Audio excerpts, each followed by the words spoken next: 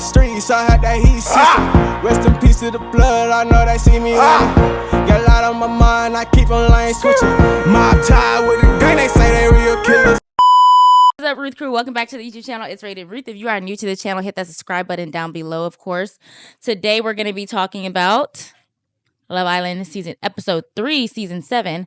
So, season 7 is kicking out very, very, very, very, very messy already. Like, it is so messy. Honestly, I'm still stuck on the part where, well, I'm not too stuck on it, but I love how HUDA and Alondria made up, and like Alondria apologized. She was like, I didn't even mean it that way, and I didn't even know I was coming off in that way. So I love that she cleared that up, and that's like really mature of her. Yeah, it was great. It was great. And I also like that Alondria kind of double take what she said to Taylor, because I feel like Taylor was right in the argument when he basically said, like, I don't understand why you could be mad at me for doing what I did when you did the exact same thing when you guys would kiss somebody else that wasn't me. So it's kind of like, you know what I'm saying? Like, you're having like these impossible double standards, and like that's like, I did the same thing. And she was basically saying like, well, you could have got to know her even if you were stayed seated.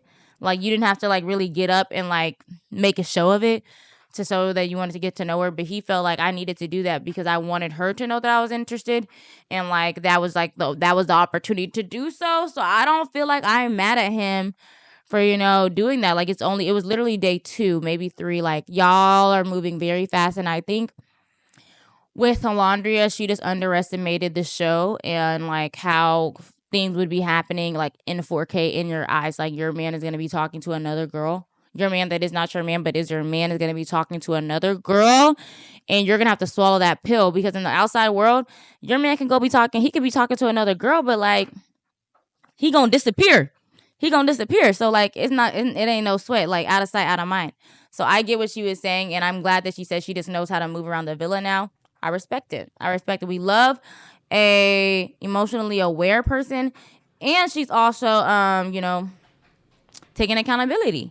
Now, outside of those two, let's switch over to this man, Ace. Ace the menace. Like, Ace is a freaking menace. Like, the way he be running this villa, like, I feel like he is the class clown. He's the cast clown, because I think he wants HUDA.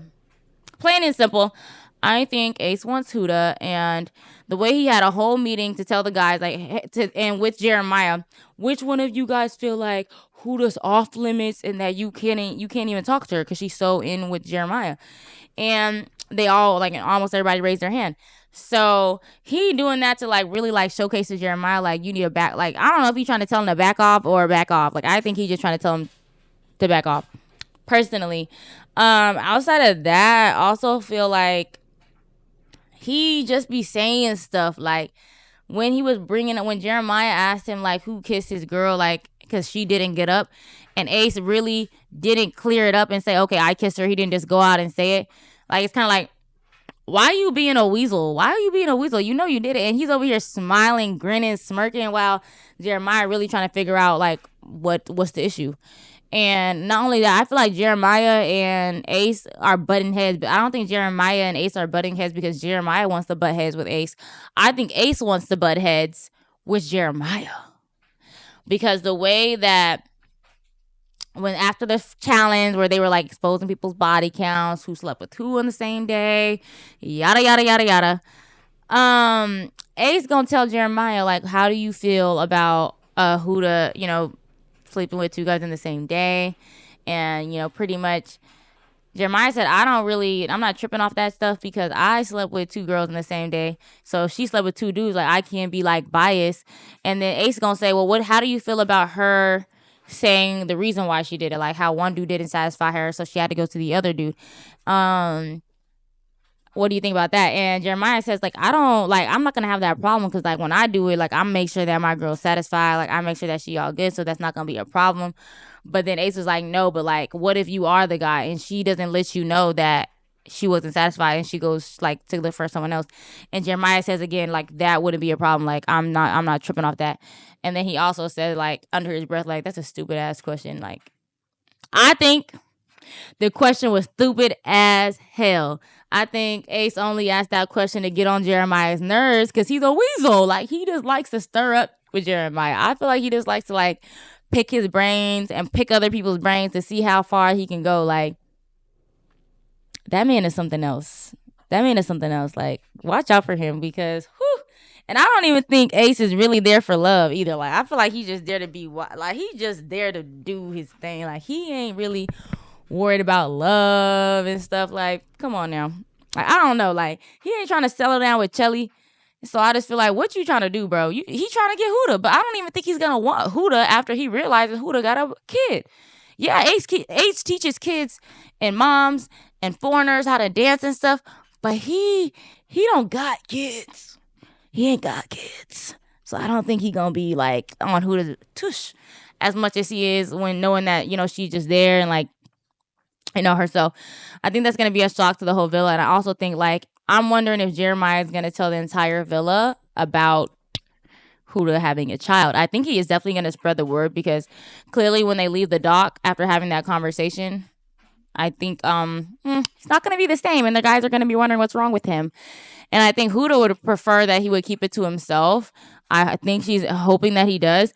I don't think he's gonna do that because he's gonna want to be able to tell, like, he's gonna want to be able to tell the guys like why he's feeling how he's feeling. So, like, you know what I mean? Like, can you blame him? I don't think so because, like, he's just doing the best that he can with the information that he has available.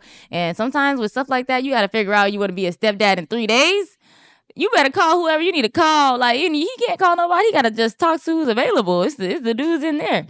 So that's gonna be that. And I think the way that she delivered it, I mean, there's not really a good way to deliver that per se, I guess. I think she could have just rushed to the point and been like, yeah, my mom, like, skip all the, like, what are some things you wouldn't like in a girl? Like, what would be your deal breakers? Because as a girl, I be saying, you say stuff like, oh, what's gonna be a deal breaker for you? If you have a feeling you have a deal breaker and you want to know if that's it so you can ease it into it. But, you know, in Huda's case, I don't know. Like, my girl is it looking scary. It's looking scary. Hold on, y'all. Let me make sure this light is situated right. Cause, like, for some reason, I don't know. Oh, okay. Yeah, that's why I'm looking at my light so, like, weird because it's, like, so bright. It's, like, messing up my eyes. I kid you not. But anyways, yeah. What else happened on this episode? This episode was fairly calm. I feel like this episode was fairly calm. There wasn't a lot going on other than Austin being an absolute dog on the outside world and having an outrageous body count, and the girls thinking that the new guy, the British guy, is a absolute liar. I think that's that. Austin is definitely he's still in the girls' good graces. I think they're just surprised that he is such a slut.